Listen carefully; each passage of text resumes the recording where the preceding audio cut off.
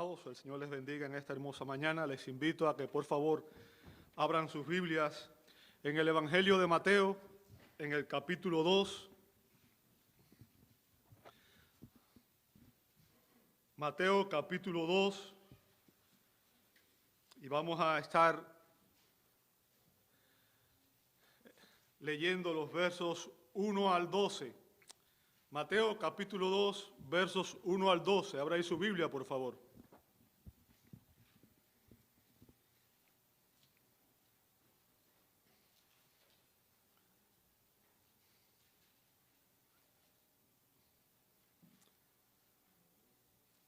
Dice así la palabra de Dios.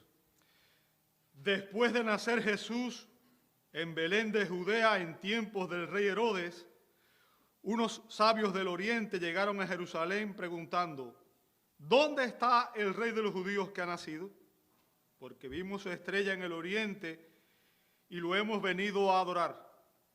Cuando lo oyó el rey Herodes, se turbó y toda Jerusalén con él. Entonces el rey reunió a todos los principales sacerdotes y escribas del pueblo y averiguó de ellos dónde había de nacer el Cristo. Y ellos le dijeron: en Belén de Judea, porque así está escrito por el profeta.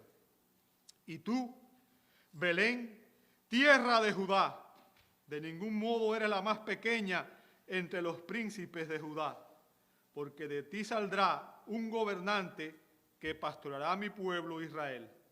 Entonces Herodes llamó a los sabios en secreto, y de ellos determinó el tiempo exacto en que apareció la estrella. Y enviándolos a Belén dijo: vayan y busquen con diligencia al niño, y cuando lo encuentren, avísenme para que yo también vaya y lo adore. Después de oír al rey, los sabios se fueron y la estrella que habían visto en el oriente iba delante de ellos, hasta que llegó y se detuvo sobre el lugar donde estaba el niño. Cuando vieron la estrella, se regocijaron con gran alegría.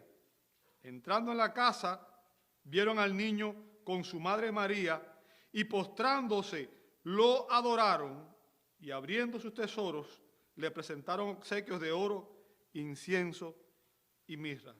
Y habiendo sido advertidos por Dios en sueño que no volvieran a Herodes, se fueron para su tierra por otro camino. Amado Dios, damos gloria a tu nombre en esta mañana una vez más. Estamos agradecidos por Cristo, Señor. Gracias por que Él es el regalo más precioso que la humanidad ha recibido. Señor, sabemos que tu plan de redención fue desde el principio, desde antes de la fundación del mundo. Y sabemos, Señor, que es tu misericordia la que nos permite estar esta mañana aquí, adorando al gran Rey. Nos ponemos en tus manos, Señor, y rogamos que en esta hora tu Espíritu nos guíe al exponer tu palabra. Seas tú, Señor, abre nuestro corazón y nuestra mente.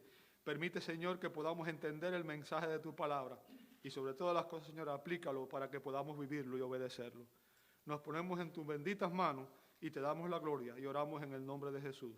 Amén y amén y amén. Muchas gracias, hermanos. Pueden tomar sus asientos. Gracias a todos.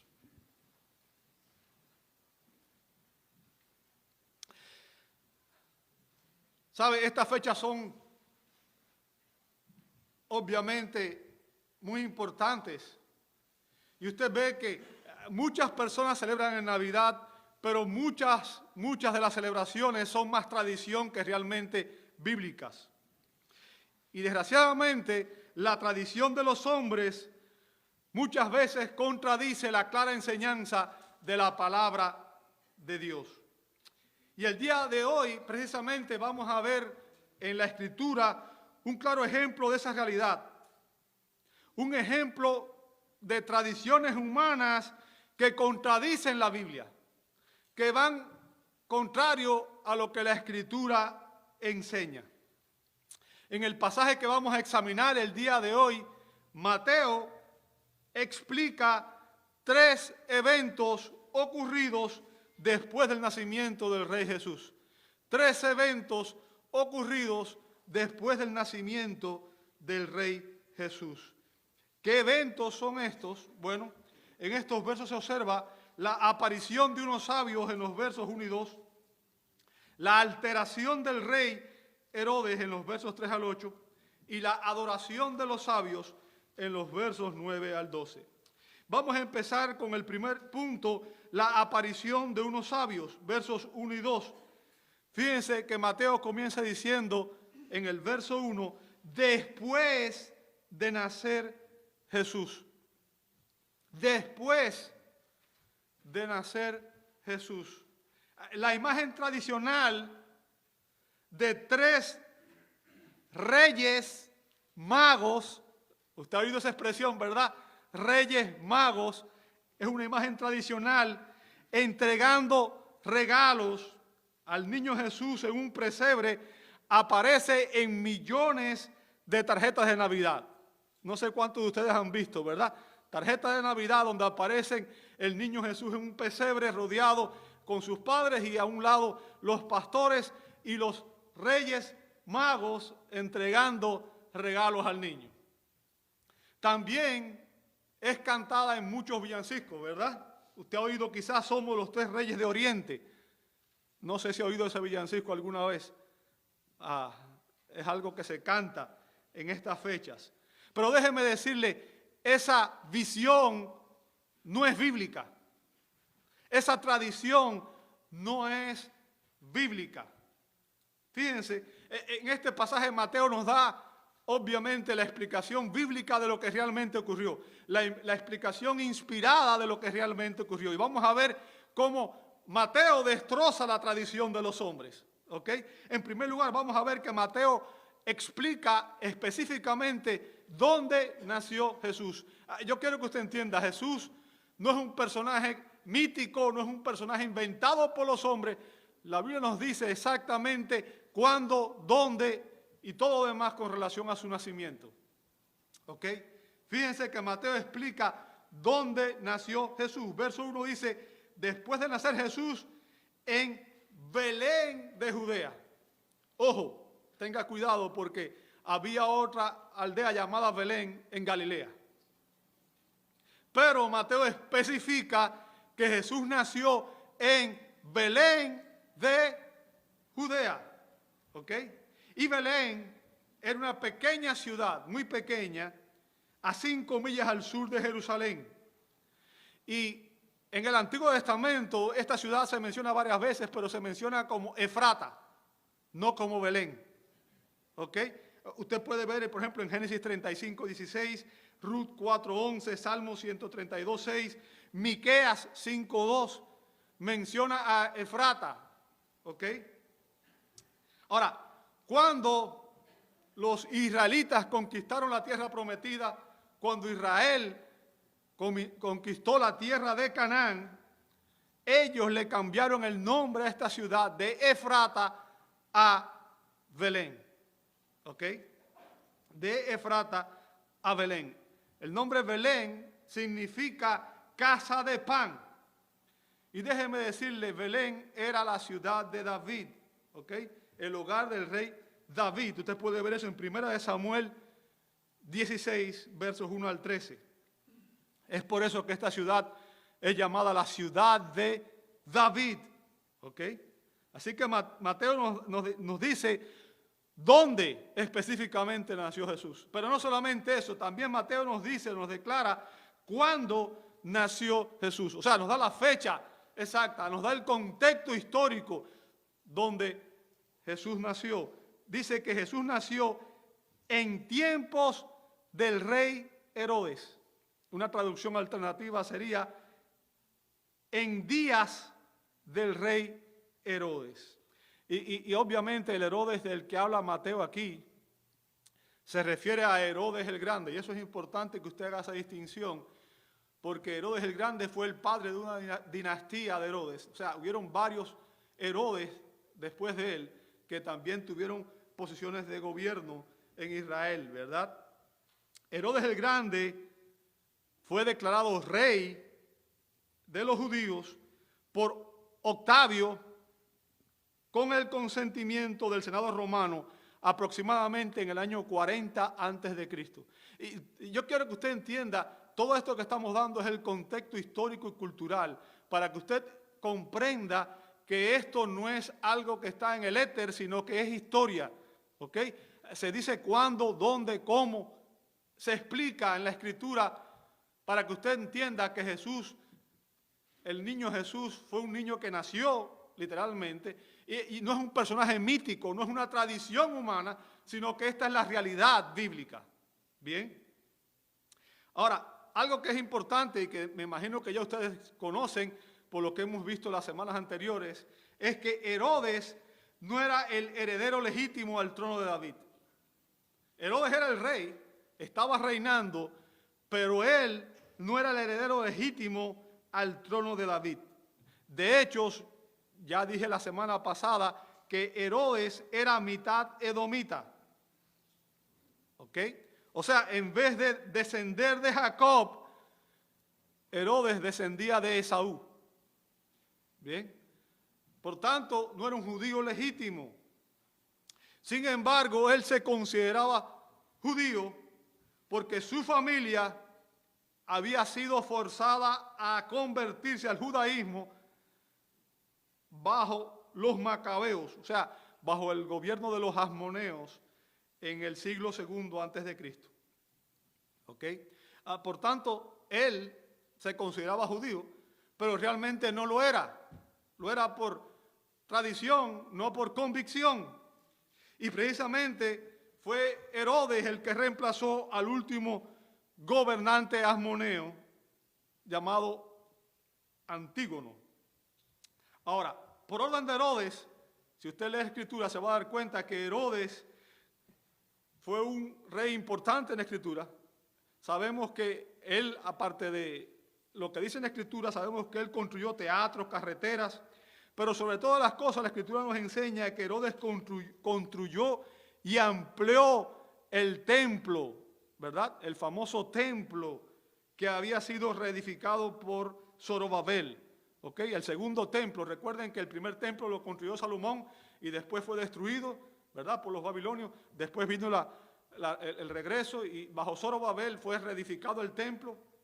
Sin embargo, Herodes amplió y reedificó y puso ese templo en unas condiciones extraordinarias, ¿ok?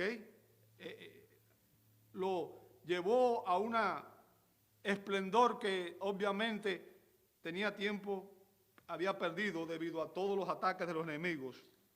También fue Herodes el que hizo edificar la fortaleza de Masada, y si usted no sabe qué es la fortaleza de Masada, le invito a que busque en los libros de historia y todo lo demás, donde en el año 73 después de Cristo, casi 1000 judíos se suicidaron para no ser capturados por el general romano Flavio Silva. O sea, fue el último foco de resistencia después de la rebelión judía.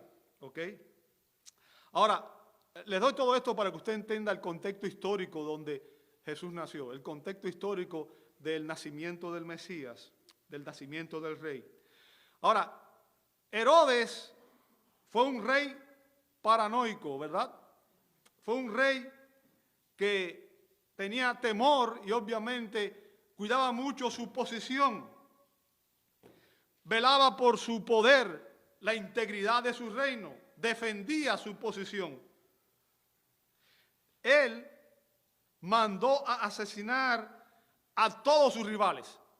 O sea, todo el que de alguna manera él pensaba que podía constituir un peligro para su reino, él los mandó a asesinar. De hecho, asesinó o mandó a asesinar a su esposa Marianne y a 3 de sus hijos. ¿Ok? O sea, cuando él percibía que constituía un peligro para él como rey, los mandaba a asesinar sin ningún tipo de contemplación, incluso a su propia familia, incluso a su propia esposa, a sus propios hijos. Ahora, Mateo explica aquí a continuación que unos sabios del Oriente, ¿ok? Unos sabios del Oriente, ¿sabe? El término empleado ahí en el griego, magoi, alude a hombres que estudiaban astrología, medicina y ciencias naturales, ¿ok? O sea, estudiaban astrología, medicina y ciencia naturales. Eran una especie de clase sacerdotal y política, eran una especie de sacerdotes y al mismo tiempo de consejeros reales. No sé cuántos de ustedes han leído el libro de Daniel, ¿verdad? Si usted ve en el libro de Daniel, de hecho Daniel y sus compañeros fueron entrenados para ser consejeros del rey. Y Daniel menciona a los sabios en Daniel 2.12, Daniel 2.18, Daniel 4.6 y Daniel 4.18. O sea, habla de este tipo de personas que eran, digamos, los sabios, estudiaban varios tipos de disciplinas y servían como especie de consejero al rey. Eran una especie de, obviamente, consejeros y al mismo tiempo sacerdotes. Tenían una doble función. ¿Ok? Ahora, nada más se nos dice esto, pero no tenemos mucha más información referente a estas personas. Lo que sí queda claro por la Escritura también es que ellos de alguna manera habían sido influenciados con el conocimiento de que vendría un rey davídico, un rey que restauraría la nación. Por tanto, ellos tenían algún conocimiento de la Escritura. Recuerden que debido a las conquistas que había sufrido Israel y la dispersión que había sufrido, habían judíos viviendo a lo largo y ancho del mundo. O sea, habían judíos viviendo en casi todas las naciones debido a las deportaciones que habían sufrido bajo los asirios y después bajo los babilonios. ¿Ok? Ahora, estos hombres definitivamente conocían las Escrituras del Antiguo Testamento y conocían muchos pasajes proféticos quizás. ¿Ok? Ahora, para mí, lo más maravilloso en cuanto a esto es que Dios en su gracia permitió que estos idólatras paganos estuvieran entre las primeras personas en conocer y adorar al Rey Jesucristo. ¿Se da cuenta? Personas que vivían fuera de Israel, que eran paganas, venían de otra cultura, venían obviamente no precisamente dentro del pueblo judío, y sin embargo estuvieron entre los primeros que Dios en su gracia llamó para que pudieran tener un conocimiento y conocer personalmente a el Rey Jesucristo, el Salvador. ¿Ok? Ahora, note que Mateo nunca dice cuántos eran. Dice unos, ¿verdad? Pero nunca dice cuántos eran. ¿Y por qué es importante? Usted ha visto, ya dije nuevamente, en la tradición es 3 reyes magos, ¿verdad? ¿Ha oído eso? Y ya dije que la Biblia acaba con la tradición. Déjeme decirle que durante la Edad Media se desarrolló esa tradición de que eran reyes, ¿ok? De que eran reyes y que eran 3, nada más. Y evidentemente se creyeron que eran 3 por el número de regalos, ¿cierto? 3 regalos, pues entonces vinieron 3 personas. Esa fue la conclusión que sacaron, ¿verdad? También se inventó la tradición de que sus nombres eran Gaspar, Melchor y Baltasar. ¿Ok? También eso forma parte de la tradición. ¿Por qué? Porque pensaban que representaban a los 3 hijos de Noé. ¿Ok? Y es por eso que uno de ellos se le suele presentar como un etíope. O sea, usted ve que hay uno que lo ponen de otro color. Ahora, todo eso es parte de la tradición, pero no es bíblico. ¿Ok? Lo que sí podemos entender, y usted debe conocer, es que los sabios eran hombres poderosos en el Oriente Medio. Recuerden, cuando Daniel fue puesto entre los sabios, tenía una posición importante. Él y sus compañeros. Eran personas que estaban cerca al rey, al que gobernaba. ¿Ok? Eran personas poderosas. Eran personas ricas, prestigiosas. Y, obviamente, al tener todo este tipo de apariencia, darían la apariencia de que formaban parte de la realeza. ¿Ok? Porque estaban muy cerca. Obviamente, tenían poder, tenían prestigio, tenían riqueza y tenían todo lo que obviamente tenían los reyes. Y es razón por la cual la tradición ha presentado a estos hombres como reyes del Oriente. ¿Por qué? Déjeme decirle, en aquel tiempo no era muy seguro viajar. ¿Ok? Y obviamente cuando era un viaje tan largo como el que hicieron estas personas, los caminos eran un poco inhóspitos y un poco peligrosos. Usualmente las personas importantes no viajaban solas. Viajaban con escolta, viajaban incluso con sirvientes, ¿verdad? Recuerden, en aquel tiempo no era como ahora que usted dice, voy a cualquier lugar y compra un boleto de avión, se monta en un avión y en 5 minutos usted está llegando a, no sé, a México. En aquel tiempo no. Cualquier viaje era caminando en carreta o quizás en algún tipo de camello o caballo o algo así. Y entonces un viaje, cuando era de un distante, tomaba incluso meses a veces, dependiendo de cuán distante fueran. ¿Ok? Así que es muy probable que estas personas viajaran con una gran escolta de soldados y sirvientes. Lo que hacía que su presencia en Jerusalén fuera percibida como una amenaza. O sea, imagínense que usted es un rey y que de repente usted ve que llegan personas que vienen de otro lugar entrando a la ciudad y personas que tienen, obviamente, vienen acompañadas de escoltas y vienen acompañadas. Usted no sabe cuáles son las intenciones de esas personas, ¿verdad? Ahora, Herodes obviamente habría percibido esta visita como una amenaza. Fíjense, ¿a dónde fueron ellos? Dice aquí Mateo que estos hombres llegaron ¿a dónde? A Jerusalén. Si usted escucha que ha nacido un gobernante, o usted generalmente va a buscar un gobernante, ¿a dónde lo busca? En la capital del país, ¿cierto? Usualmente los gobernantes están en las capitales de los países, ¿cierto? Los sabios eran gentiles que habían hecho un largo viaje con un solo propósito. Ellos venían a adorar al rey de los judíos que había nacido. Y obviamente fueron a Jerusalén a averiguar dónde estaba el rey.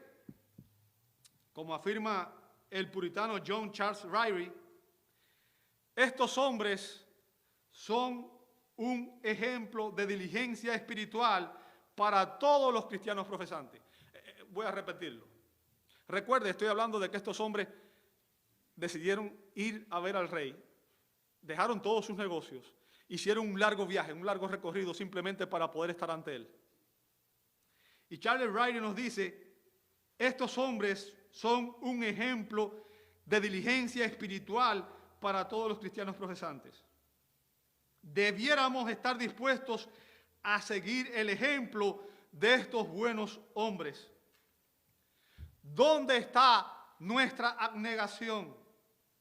¿Qué esfuerzo nos tomamos en cuanto a los medios de gracia? ¿Qué diligencia mostramos en cuanto a seguir a Cristo? ¿Cuánto nos cuesta nuestra religión? En otras palabras, estos hombres hicieron de Cristo una prioridad. Ellos querían estar presentes, querían ir y conocer a este rey, querían verlo de primera mano, querían adorarlo y estaban dispuestos a renunciar a varias cosas por amor a él. ¿A qué estás dispuesto tú por Cristo? ¿Es una prioridad Cristo en tu vida?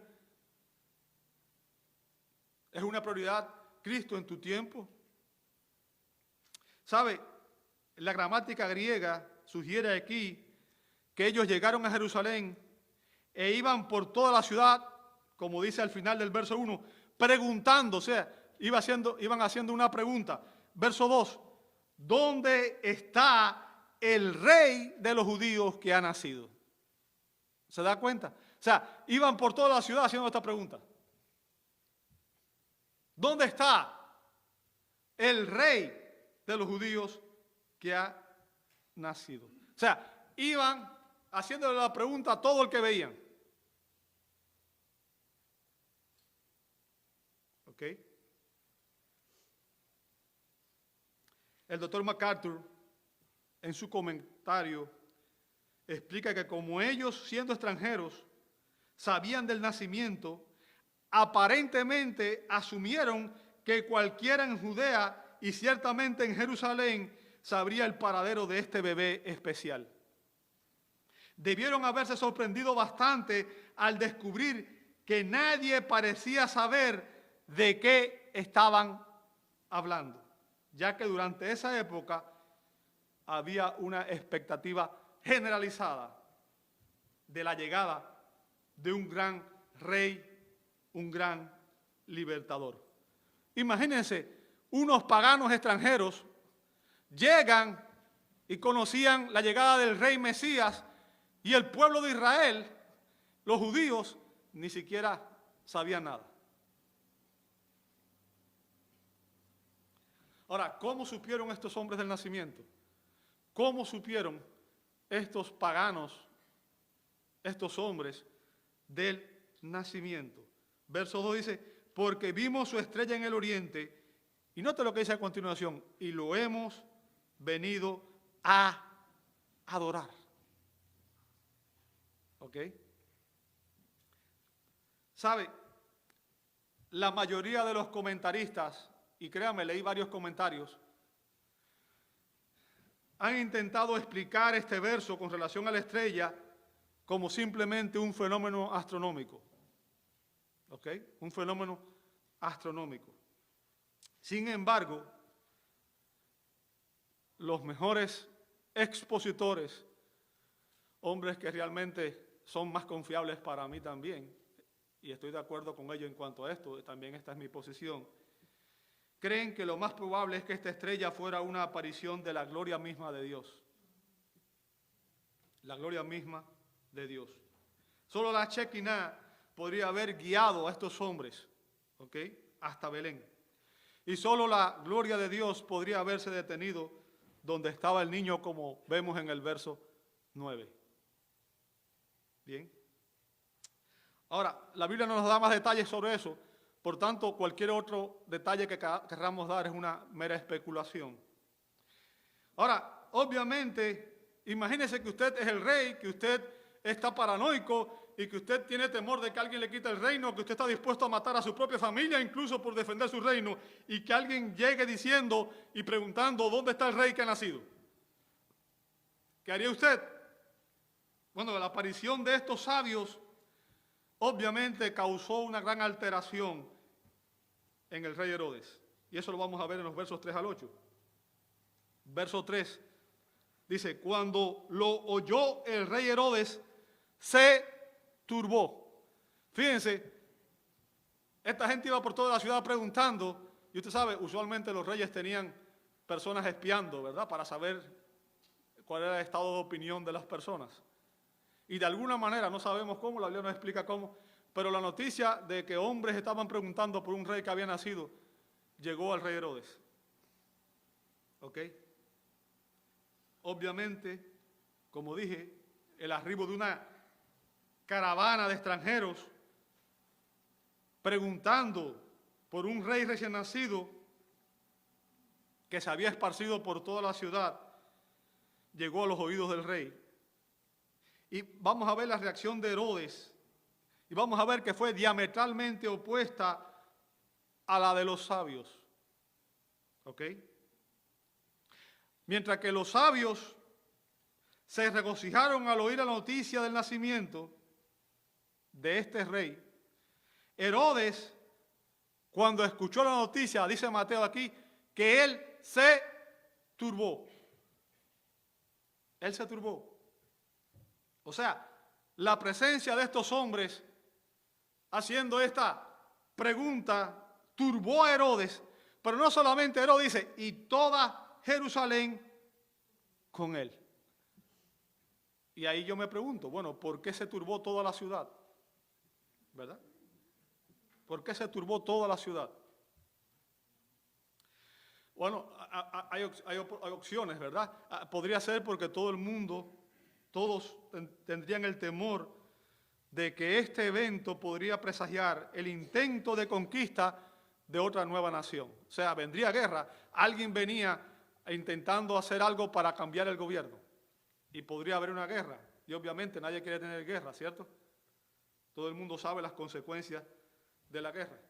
Otra razón podría ser que aquel pueblo conocía ya las reacciones violentas del rey Herodes, ¿verdad? Sabiendo la noticia, tenían temor de cómo iba a reaccionar el rey. ¿Sabe? Y es por eso que el apóstol Pablo nos da a nosotros un importante consejo. Pablo nos da un importante consejo en 1 Timoteo 2:2, y que muchas veces nosotros ni le prestamos atención, ¿cierto? Muchas veces esto no es un motivo para nosotros, muchas veces, de preocupación, o simplemente no lo tomamos en cuenta. Dice Pablo en 1 Timoteo 2:2, bueno, en el verso 1 nos manda a orar, ¿bien? Y dice que debemos orar, dice el verso 2, ¿por quiénes? Por los reyes y por todos los que están en autoridad. O sea, la Biblia nos manda a orar por los gobernantes. ¿Entiende eso? Es responsabilidad del pueblo de Dios orar por los gobernantes. ¿Por qué razón? Note lo que dice el apóstol Pablo aquí. Para que podamos vivir de una manera tranquila y sosegada con toda piedad y dignidad. ¿Se da cuenta? Ahora, es obvio que un rey paranoico como Herodes percibiría ante esta noticia de un nuevo rey que nacía, que su reino estaba en peligro. Bien. Y obviamente, desde el momento que él supo la noticia, la prioridad de Herodes fue descubrir quién era este potencial rey para intentar asesinarlo. ¿Quién era el enemigo para poder destruirlo? ¿Ok? Herodes sabía que aunque en ese tiempo él fuera un niño, en el futuro podría convertirse en alguien que podría ocupar su lugar. Podría llevar una rebelión que lo sacara a él del trono. Herodes sabía que él estaba en el reino porque los romanos lo habían puesto allí. ¿Ok? Y quizás pensó, bueno, estos hombres vienen para intentar imponer otro rey en mi lugar, en nombre de otra nación. ¿Ok? Sabía que podía ser esa la intención. Y obviamente el pueblo sabía que esto podría conducir a una nueva guerra y al derramamiento de sangre. ¿Verdad? Ahora, note qué fue lo que hizo el rey Herodes. Note cuál fue su reacción. Recuerde, los sabios habían venido con un propósito. ¿Cuál era? Adorar al rey. ¿Cierto? Adorar al rey. Ese fue su propósito. Pero note lo que hizo el rey Herodes. Entonces, el rey reunió a todos los principales sacerdotes y escribas del pueblo y averiguó de ellos dónde había de nacer el Cristo. ¿Bien? ¿Sabe? Herodes conocía muy bien las costumbres judías. Conocía las creencias y costumbres judías. Herodes sabía que obviamente en el pueblo habían expectativas mesiánicas. ¿Ok? Sabía que los judíos esperaban a un rey libertador, conquistador, que los libraría del dominio de cualquier nación en la que estuvieran sometidos y restaurara la gloria del reino de Israel. Bien. Así que su propósito, él se enfocó en descubrir quién sería ese potencial pretendiente al trono para poder destruirlo, para poder asesinarlo, para poder aniquilarlo, para poder matarlo. Ese era su propósito. Bien. ¿Qué hizo Herodes? Bueno, convocó a los sabios de su reino. ¿Se da cuenta?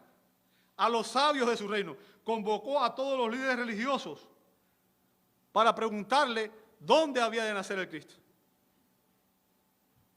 Llamó a los sacerdotes.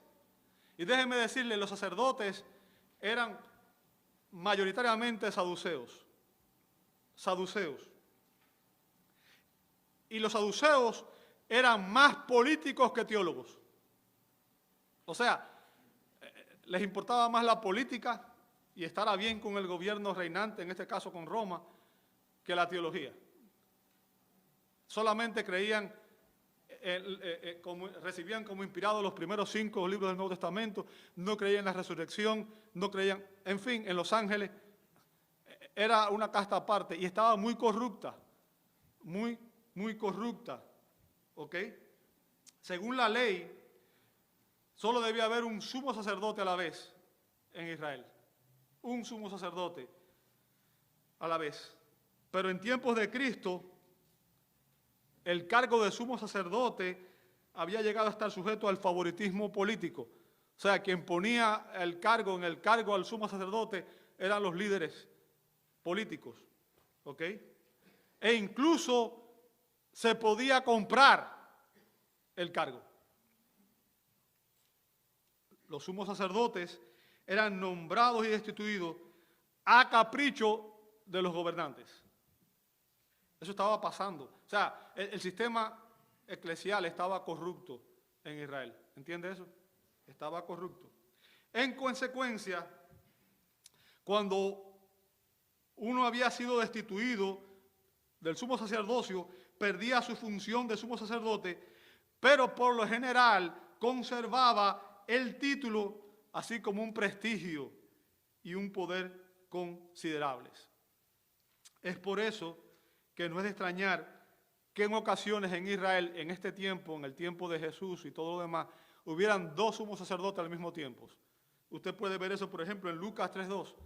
Lucas 3:2 dice, durante el sumo sacerdocio, fíjense, durante el sumo sacerdocio de Anás y Caifás. ¿Qué significa? Habían 2 sumos sacerdotes en ese tiempo. ¿Se da cuenta? ¿Ok? Ahora, usualmente el sumo sacerdote era el que presidía el Sanedrín, que era una especie de corte suprema judía y la que tomaba las decisiones en cuanto a todos los asuntos religiosos. ¿Ok? Era una especie de tribunal supremo que estaba compuesto por 70 de los principales líderes religiosos judíos. Ahora, no solamente Herodes llamó a los fariseos, a los saduceos, también llamó a los fariseos. Y los fariseos eran los intérpretes de la ley y los maestros de la ley. Bien. Eran los que se encargaban de transmitir las tradiciones de los ancianos.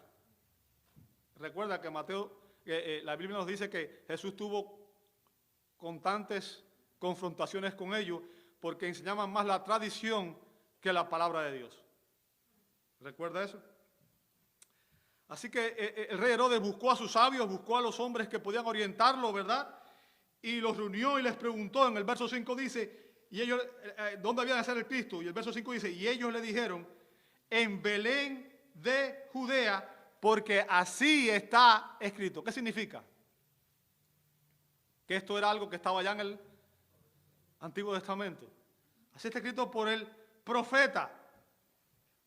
O sea, ellos acudieron a las profecías del Antiguo Testamento. ¿Ok?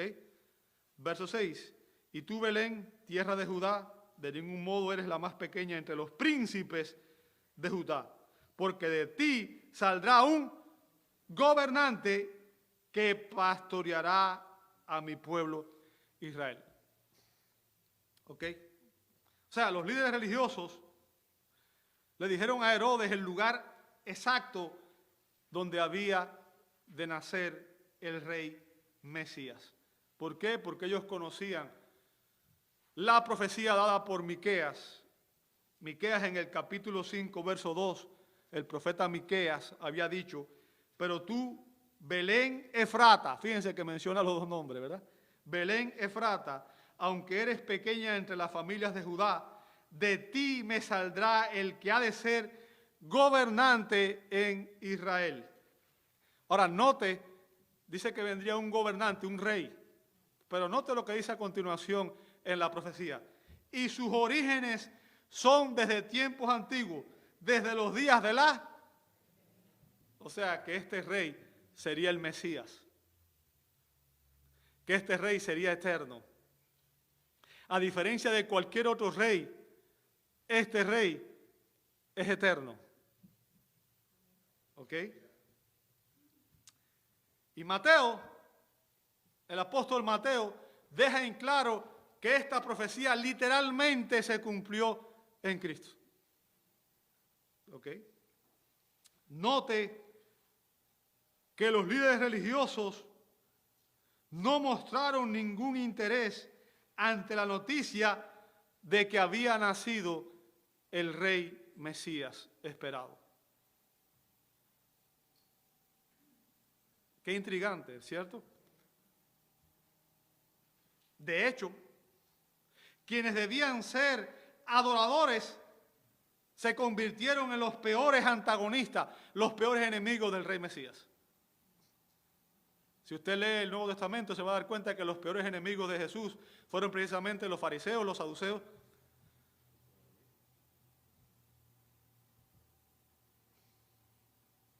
Y lo que demuestra estos versos, amados hermanos, es que puede haber personas con conocimiento de las Escrituras, pero que no son verdaderos creyentes, porque realmente no la obedecen. Conocen la Escritura, saben acerca de, pero no conocen a Dios. Y tristemente muchas personas que están en iglesias, que escuchan los mensajes, que tienen la Escritura, sin embargo su corazón está lejos de Dios. Y déjame decirte, lo triste es que mientras más tiempo pasa, más duro, más se endurece su corazón.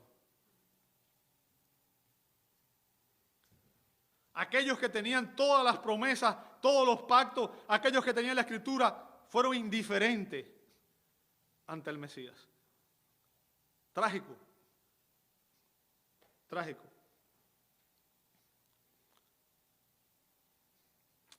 Después de averiguar dónde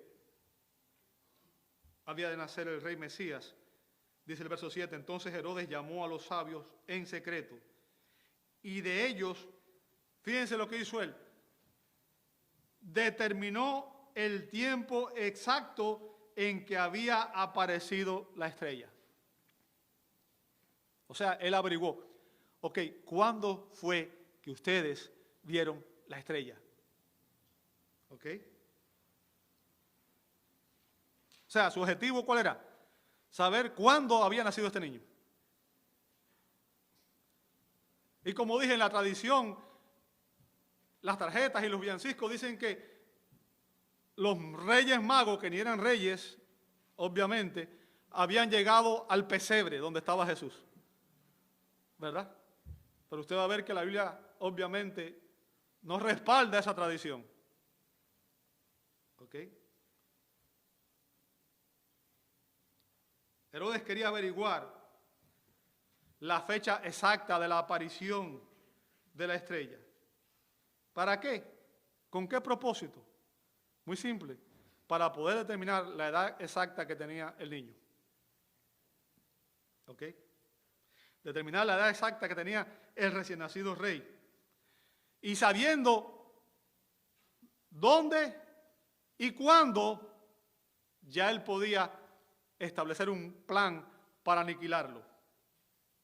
¿Ok?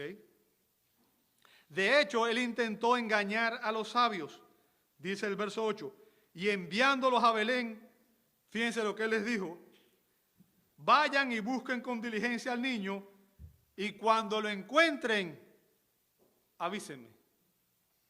¿Bien?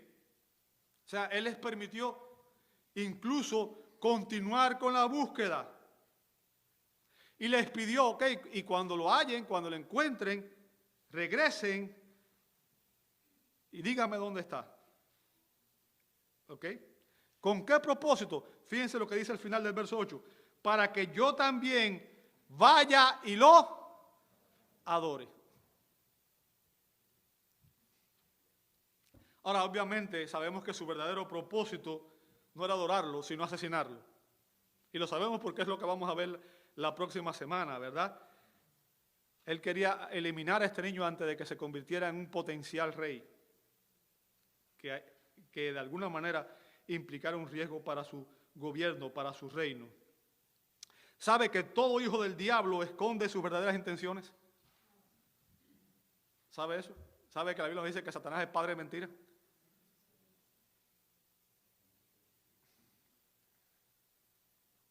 Herodes es un claro ejemplo de aquellos que profesan conocer a Dios, pero con sus hechos lo niegan, que son abominables y desobedientes e inútiles para cualquiera buena obra, dice Pablo en Tito 1:6.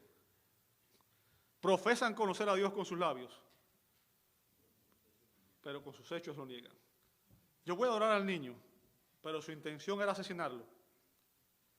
Tristemente, muchas personas profesan conocer a Dios en las iglesias, pero con sus hechos lo niegan. Son murmuradores, conflictivos, atacan la sana doctrina, dividen las iglesias. Y déjenme decirle, líderes, ancianos, pastores, cualquiera puede caer. La Escritura nos dice, el que crea estar firme, mire y no caiga. Nuestra mirada debe estar puesta en Cristo, no en los hombres. No en los hombres. Ahora, hemos examinado la alteración del rey y vamos a concluir con la adoración de los sabios. La adoración de los sabios, versos 9 al 12. Dice, después de oír al rey, los sabios se fueron y la estrella que habían visto en el oriente iba delante de ellos, hasta que llegó y se detuvo sobre el lugar donde estaba el niño. O sea, esta es otra razón por la cual es evidente que no era una estrella. ¿Por qué? Porque, fíjense, reapareció, los guió y se detuvo exactamente sobre la casa donde Jesús y su familia vivían ahora. ¿Ok?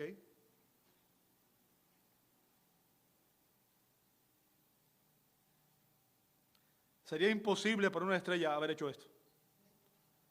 ¿Entiende el punto? Una verdadera estrella no hubiera podido hacer esto. Es por eso que los mejores expositores están de acuerdo en que, obviamente, esto fue una aparición de la gloria de Dios. Dice el verso 10, cuando vieron la estrella se regocijaron con gran alegría. Habían cumplido su propósito. Habían hallado al rey Mesías. ¿Sabe? El texto griego emplea superlativo, o sea, emplea palabras que expresan, que enfatizan la inmensa alegría que ellos experimentaron. ¿Sabe? El mayor gozo que puede tener cualquier persona es encontrar a Cristo, el Rey Mesías. No hay nada que pueda producir mayor alegría, mayor gozo que encontrar al Salvador. Es la mejor noticia. De hecho, ese es el mensaje del Evangelio. Las buenas nuevas de que Dios envió a Cristo para que todo aquel que en Él cree no se pierda, mas tenga vida eterna. Esa es la buena noticia del Evangelio. Es lo que predicamos cada domingo. Es lo que queremos que el mundo conozca. Es lo que queremos que las personas que no conocen entiendan que el regalo más importante no es el que le puede dar su familiar, es el regalo que Dios nos dio. Cristo, Jesús, el Señor, Dios se humanó. Emmanuel estuvo con nosotros para que a través de su vida, su muerte y por la fe en Él, todo aquel que en Él cree es reconciliado con Dios y se convierte en un hijo de Dios. Ese es el mensaje de la Navidad. Y este pasaje evidencia lo importante que fue para estos hombres encontrar a este Rey Mesías. ¿Cuán importante es Cristo para ti? ¿Qué valor tiene Cristo para ti? Ahora, nota el verso 11, y aquí se acaba la tradición, ¿verdad? Esto destruye la tradición. Dice, entrando en el pesebre. ¿Se da cuenta? Entrando en la casa.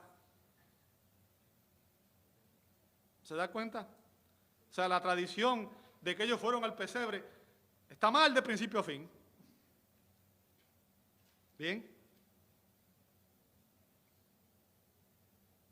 Este encuentro de estos sabios con el niño rey no ocurrió en un pesebre. No ocurrió la misma noche en que nació Jesús. De hecho, Mateo comienza diciendo, después que nació Jesús. O sea, está hablando de eventos que sucedieron después. Bien. De hecho, en el verso 16, si usted lee el verso 16, dice, Herodes el rey, al verse burlado por los sabios, se enfureció en gran manera y mandó a matar todos los niños que había en Belén y en todos sus alrededores. Fíjense lo que dice a continuación. De 2 años para abajo. ¿Qué significa? Habían pasado varios meses, posiblemente casi 2 años. Y para estar seguro, él dijo, bueno, a todos los niños de 2 años para abajo, me los eliminas. Bien. ¿Se da cuenta que la tradición está equivocada?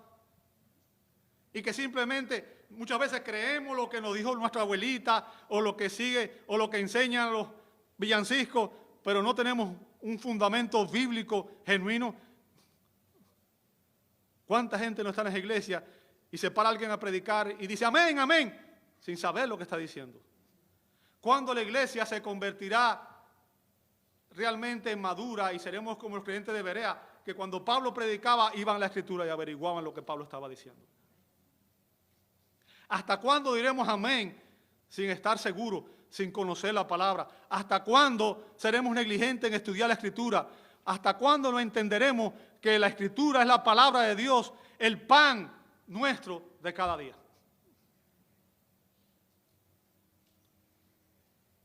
¿Hasta cuándo?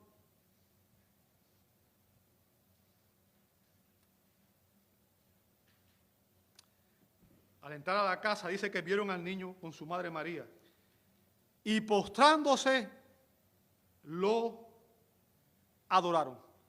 Note lo que dice, lea el texto con detenimiento, observe siempre con cuidado. Note lo que dice, postrándose lo singular adoraron. ¿A quién adoraron? ¿A María? No, señor. Al niño. Ellos adoraron solo al niño. No dice que adoraron a María. María no debe ser adorada. La iglesia solo debe adorar a Dios, a la Santísima Trinidad, al Padre, al Hijo y al Espíritu Santo. ¿Por qué adorar a ese niño? Porque Él es Emmanuel, Dios con nosotros. Y es por eso que solo Él debe ser adorado. La tradición de que María debe ser adorada tampoco es bíblica. Es un invento de los hombres. Y por tanto debe ser desechada. Ahora, en su maravillosa gracia, note que en su maravillosa gracia fue Dios mismo quien guió a estos hombres hasta su Hijo. ¿Se da cuenta? Fue Dios mismo quien guió a estos hombres hasta su Hijo. ¿Sabe que el Espíritu Santo es quien conduce las almas a Cristo de forma soberana? Es quien nos guía a Cristo.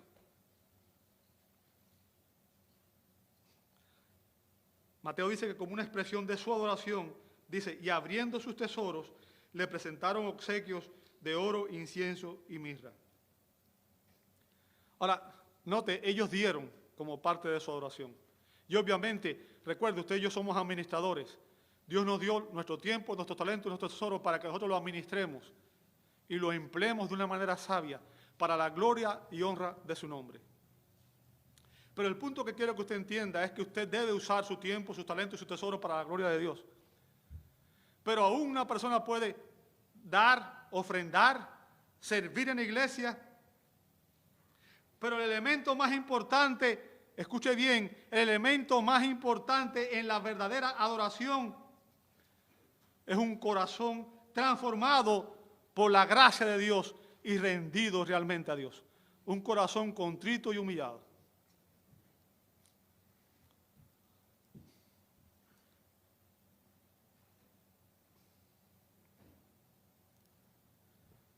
Nada de lo externo vale si no es motivado por un corazón regenerado que busca glorificar a Dios. En otras palabras, yo puedo venir y servir, yo puedo venir y ofrendar, incluso todo mi salario, y hacer muchas cosas. Pero si no es desde mi corazón, si no lo hago realmente para la gloria de Dios, de nada vale. ¿Por qué estás aquí en esta mañana? ¿Cuál es tu propósito? ¿A qué viniste? ¿Qué buscas?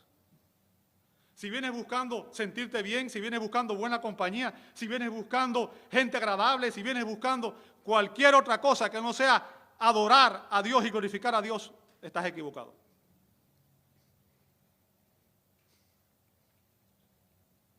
A la iglesia no se viene a recibir, se viene a dar gloria a Dios.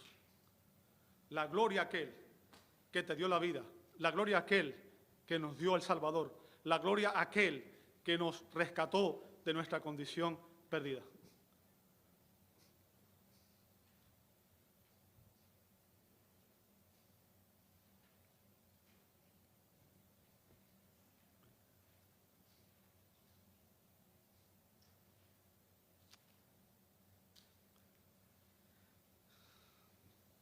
Verso 12, dice, y habiendo sido advertidos por Dios en sueño que no volvieran a Herodes, se fueron para su tierra por otro camino.